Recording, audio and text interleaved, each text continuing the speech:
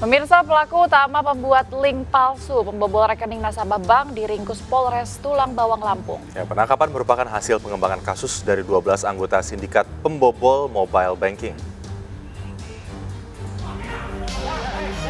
Kan Bang Anu datang. Polisi menggerebek sindikat pembobol mobile banking yang beromset ratusan juta rupiah. 12 orang ditangkap dan polisi Resor Tulang Bawang, Lampung langsung mengembangkan kasus ini. Dalam beberapa hari kemudian, pelaku utama pembuat link palsu pembobol rekening nasabah bank akhirnya diringkus petugas.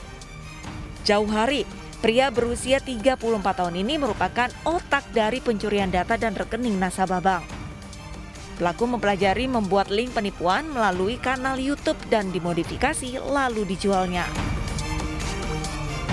Awalnya beliau masuk ke Google Chrome, kemudian bergabung dengan website bebel.io.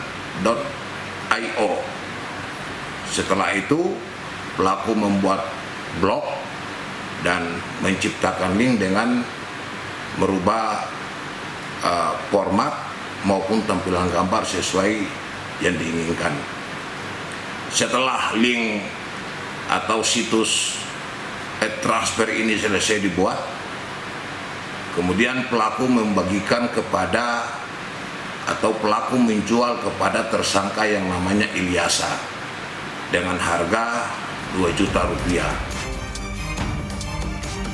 Selain mengamankan pelaku, petugas menyita sejumlah barang bukti, diantaranya 16 ponsel, puluhan SIM card berbagai provider, uang tunai, serta 80 gram emas. Kini ke-13 tersangka diamankan di Polres Tulang Bawang dan terancam melanggar Undang-Undang Informasi Transaksi Elektronik dengan ancaman hukuman 10 tahun penjara.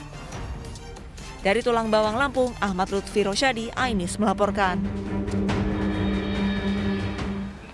3 calon pekerja migran Indonesia PMI ilegal yang akan diselundupkan ke Malaysia ini digagalkan polisi di perairan Batam, Kepulauan Riau. Para pelaku diamankan saat mengangkut 3 calon PMI menggunakan speedboat.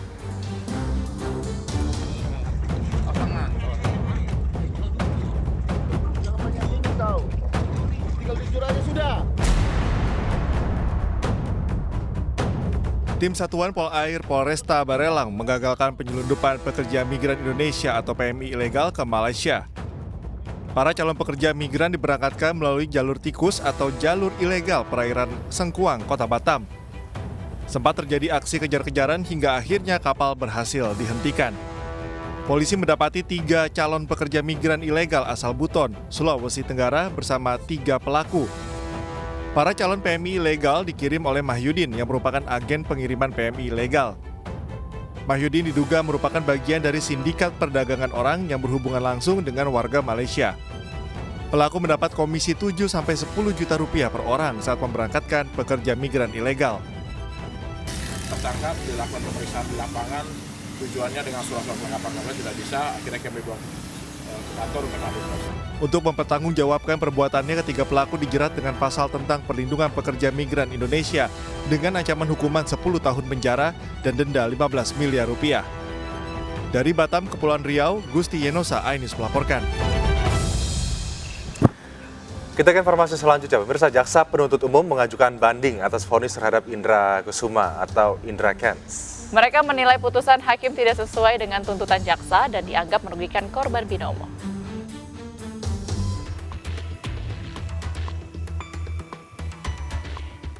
Jaksa Penuntut Umum mengajukan banding atas vonis 10 tahun penjara terhadap Indra Kents atau Indra Kusuma terkait kasus binomo.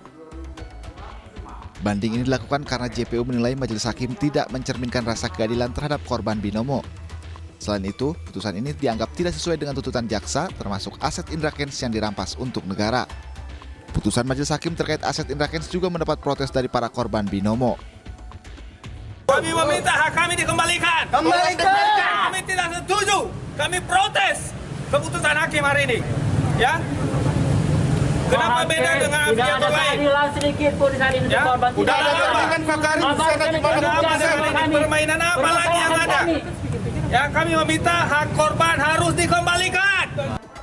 Sebelumnya, Majelis Hakim Pengadilan Negeri Kelas 1 Khusus Tangerang memutuskan Indra Kents terbukti bersalah melakukan tindak pidana penipuan. Indra divonis hukuman 10 tahun penjara karena terbukti mengajak 144 orang untuk trading sekaligus menipu mereka. Akibatnya, seluruh korban menderita kerugian mencapai 43 miliar rupiah. Tim Liputan iNews melaporkan. Akibat truk parkir sembarangan dan menghalangi penggunaan jalan lainnya, sopir truk dan kondektur baku hantam dengan mandor terminal bus di Labuhan Batu, Sumatera Utara. Bukannya memindahkan truknya, sang sopir malah tertawa dan kemudian memancing emosi mandor bis hingga berujung perkelahian.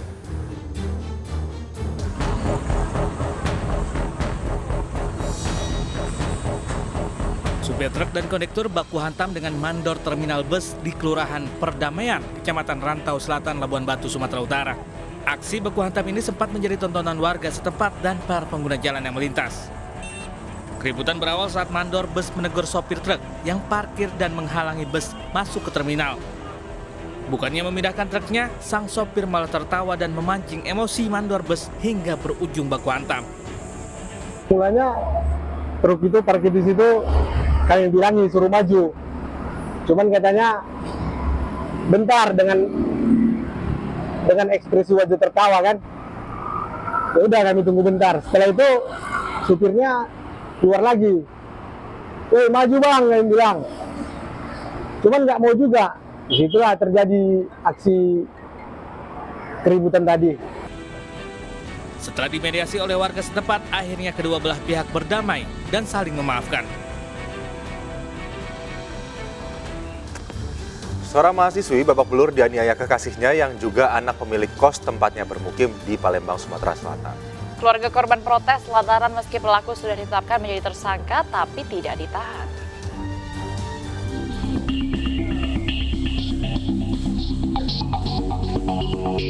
Keluarga mahasiswi korban penganiayaan kekasih berkonsultasi dengan kuasa hukum untuk mencari keadilan.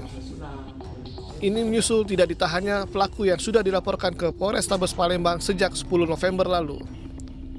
Paman korban mengatakan keponakannya trauma akibat dianiaya secara brutal oleh pelaku.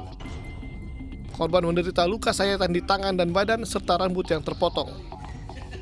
Gebuki, malah aku digebuki, katanya rambut aku dipotong sama cutter, tangan aku yang sebelah kiri ini disayati sama cutter.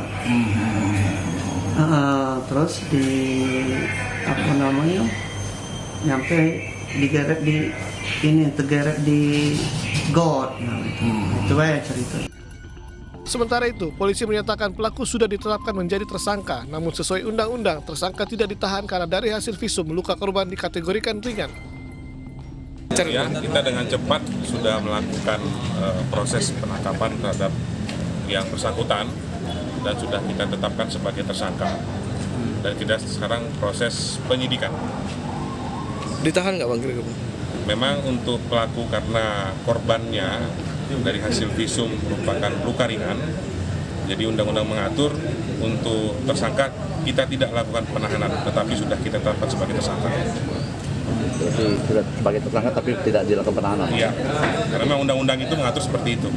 Bukan 351 berarti Bang? 352. Karena ini kan korbannya anak-anak. Sebelumnya, AL, seorang mahasiswi 17 tahun melapor ke polisi karena dianiaya oleh kekasihnya. Penganiayaan terjadi di rumah kos kawasan Ilir Timur, Palembang, 9 November lalu. Korban mengaku pacarnya yang juga anak pemilik kos adalah sosok pemarah dan bahkan pernah mengancam akan menyiramnya dengan air keras.